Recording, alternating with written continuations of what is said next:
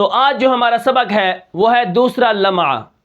جیسا کہ آپ کو معلوم ہے کہ کل جو ہمارا سبق تھا وہ تھا پہلا لمعہ، اور وہ کس چیز کے بیان میں تھا؟ تجوید اور اس کی حقیقت کے بیان میں۔ اور آج جو ہمارا سبق ہے وہ ہے دوسرا لمعہ، لحن اور اس کی اقسام کے بیان میں۔ اب لحن کا کیا مطلب ہے اور اس کی قسمیں کتنے ہیں، تو یہ سب ہم جاننے والے ہیں۔ تو سب سے پہلے یہاں پر کیا ہے؟ دوسرا لمعہ، لحن اور اس کی اقسام کے بیان میں۔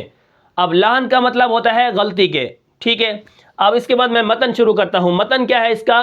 تجوید کے خلاف قرآن پڑھنا یا غلط پڑھنا یا بے قاعدہ پڑھنا، یہ لحن کہلاتا ہے۔ اب یہاں پر دیکھیں متن کے اندر تجوید کے خلاف قرآن پڑھنا، یہ کیا ہے؟ لحن کہلاتا ہے۔ لحن کا مطلب ہوتا ہے غلطی، ٹھیک ہے۔ اب اسی طرح یا غلط پڑھنا، اگر ہم قرآن کو غلط پڑھیں گے تو یہ بھی کیا ہے؟ غلط ہے۔ اور اس کے بعد کیا ہے؟ بے قاعدہ پڑھنا، ایسے پڑھتے جانا، اس کے اندر کوئی قاعدہ قانون نہ ہو، تو یہ کیا کہلاتا ہے؟ لحن کہلاتا ہے۔ اب لحن کی دو قسمیں ہیں یہاں پر، اور یہ دو قسم پر ہے۔ نمبر ایک لحن جلی اور نمبر دو لحن خفی، ٹھیک ہے۔ لحن جلی یعنی بڑی غلطی، موٹی غلطی، اور لحن خفی چھپی ہوئی غلطی، چھوٹی غلطی، ٹھیک ہے۔ اب آگے دیکھیں، ضد کو آپ دیکھیں تو ایک چیز کی ضد یہ ہوتی ہے کہ اچھا کرنا، عمدہ کرنا، ٹھیک ہے، سنوارنا، اور اس کی ضد میں کیا ہوگا؟ غلط کرنا، ٹھیک ہے، عمدہ نہ کرنا، نہ سنوارنا، ٹھیک ہے، یہ اس کی ضد ہے۔ جیسے دن کی ضد رات ہے، کالے کی ضد سفید ہے، تو انشاءاللہ یہ ہم آگے پڑھ لیں گے، ٹھیک ہے۔ اب اس لمحہ کے اندر 6 چیزیں ہیں۔ کتنی چیزیں ہیں؟ 6 چیزیں۔ نمبر ایک لحن کے معنی۔ لحن کے معنی غلطی کے آتے ہیں، خطا کے آتے ہیں، اور یہ چیزیں انشاءاللہ ہم آگے تفصیلاً پڑھیں گے۔ اب اس کے بعد کیا ہے؟ اب لحن کی 2 قسمیں ہیں۔ لحن کی قسمیں، اب لحن کی 2 قسمیں ہیں، لحن جلی بڑی غلطی، لحن خفی چھوٹی غلطی، ٹھیک ہے۔ اس کے بعد نمبر 3 پر کیا ہے؟ اب یہاں پر نمبر 3 پر ہے لحن جلی کی صورتیں۔ اب لحن جلی کی صورتیں کیا ہیں؟ جیسے کیا ہے؟ کسی حرف کو گھٹا دیا یا کسی حرف کو بڑھا دیا، حرکات میں غلطی کرنا، ساکنات میں غلطی کرنا، تو یہ انشاءاللہ ہم لحن جلی کی صورتیں بھی پڑھ لیں گے۔ اس کے بعد نمبر 4 پر کیا ہے؟ اور ان کی مثالیں۔ قرآن مجید کے اندر مثالیں ہیں کہ اگر ہا کی جگہ ہا پڑھ دیں، اسی طرح قوف کی جگہ کاف پڑھ دیں، تو اس طرح معنی تبدیل ہو جائے گا، اور ان سب کی ہم مثالیں بھی انشاءاللہ ہم پڑھیں گے۔ اور اس کے بعد نمبر 5 پر کیا ہے؟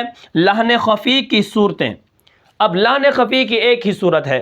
لحن خفی کی صورت کیا ہے؟ یعنی یہ چھوٹی غلطی ہے، یعنی صفات عارضہ میں غلطی کرنا۔ آپ کہیں غنہ زیادہ کر رہے ہیں یا غنہ نہیں کر رہے، اخفاء کر رہے ہیں یا نہیں کر رہے، صحیح کر رہے ہیں یا غلط کر رہے ہیں۔ اب لحن خفی جو ہے چھوٹی غلطی ہے، چھپی ہوئی غلطی ہے، ٹھیک ہے۔ اس کو قاری حضرات پڑھے لکھے اس کو جان سکتے ہیں، ٹھیک ہے۔ اب اس کے بعد نمبر 6 پر کیا ہے؟ لحن جلی اور لحن خفی کا حکم۔ اب ان دونوں کا حکم کیا ہے؟ یہ بھی انشاءاللہ تفصیلاً ہم پڑھیں گے، لیکن لحن جلی کا حکم یہ حرام ہے، اور اسی طرح لحن خفی کیا ہے؟ یہ غلطی مکروہ ہے۔ اگر ان میں سے کوئی بھی اگر قرآن مجید کے اندر کوئی غلطیاں کرتا ہے تو انشاءاللہ اس کو یہ پتہ چل جائے گا کہ یہ غلطی حرام ہے اور یہ غلطی کیا ہے؟ مکروہ ہے۔ اچھا، اس کے بعد اب جب تجوید پڑھ رہے ہیں تو لحن کو پہلے کیوں بیان کیا؟ ابھی آپ نے ہمیں پہلے لمحہ میں تجوید پڑھائی ہے اور ابھی آپ ان کی غلطیاں بتا رہے ہیں، تو یہ ہمیں سمجھ نہیں آیا، ٹھیک ہے۔ تو اس کو پہلے کیوں بیان کیا؟ تجوید کے پہلے احکام کو بیان کرتے، چیزوں کو بیان کرتے، پہلے غلطیوں کو لے آئے، تو کیوں؟ اب یہاں پر صرف 2 وجہ ہیں اس کو پہلے بیان کرنے کی، کیا ہے؟ 2 وجہ ہیں۔ نمبر 1، پہلے بیان کیوں کیا؟ اب پہلے بیان اس لیے کیا ہے کیونکہ آگے ہم جب صفات عارضہ پڑھیں گے اور اسی طرح صفات لازمہ پڑھیں گے، اسی طرح مخارج چیزیں حرفوں کو جانیں گے، تو ان غلطیوں سے بچنا ہمیں ضروری ہے۔ اب یہ جو ہم غلطیاں پڑھ رہے ہیں، ان غلطیوں سے بچنا ہمیں ضروری ہے۔ جیسے ہی ہم صفات کو پڑھیں گے، مخارج کو پڑھیں گے، حرفوں کو پڑھیں گے، ہمیں غلطیوں کا پتہ ہوگا کہ یہ لحن جلی ہے۔ اگر ہم ایک حرف کی جگہ دوسرا حرف پڑھ دیں گے تو یہ لحن جلی ہے۔ اسی طرح اگر ہم غنہ کم کریں گے تو یہ لحن خفی ہے۔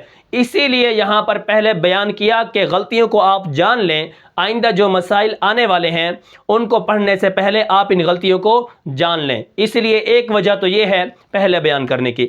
اب دوسری وجہ کون سی ہے؟ اب جو دوسری وجہ ہے پہلے بیان کرنے کی ان غلطیوں کو، وہ یہ ہے کہ تعرف الاشیاء باضدادھا، یعنی ہر ایک چیز اپنی ضد کی وجہ سے پہچانی جاتی ہے۔